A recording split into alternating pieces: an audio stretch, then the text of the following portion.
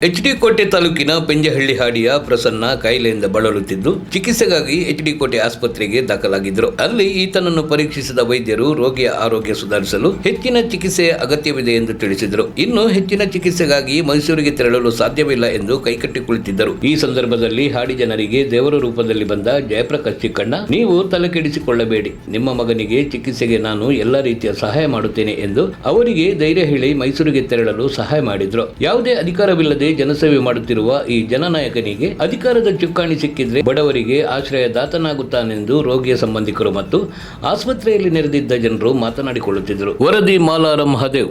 ಒಳ್ಳೆ ರೀತಿಯಲ್ಲಿ ಇದು ನಾನು ಕಳೆದ ವರ್ಷ ಸುಮಾರು ದಿನದಲ್ಲಿ 45,000 ರೂಪಾಯಿ ಖರ್ಚು ಮಾಡಿದ್ದೀನಿ ಹುಡುಗನಿಗೆ ಇದೇ ಹಾಸ್ಪಿಟ್ಲಲ್ಲಿ.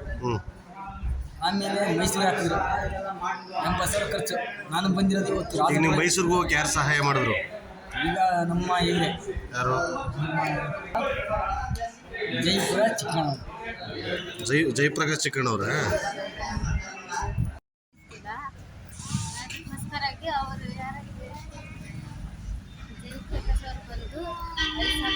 ಯಾರು ಜಯಪ್ರಕಾಶ್ ಅವ್ರ?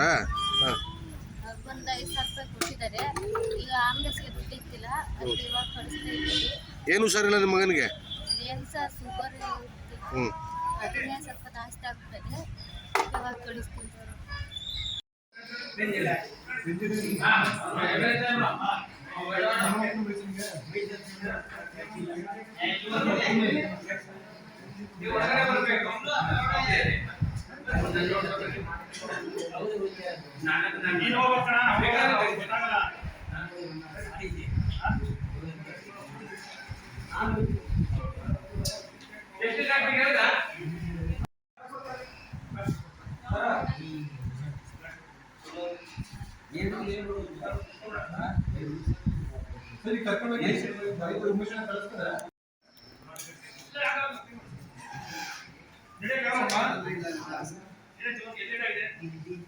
ಕೈ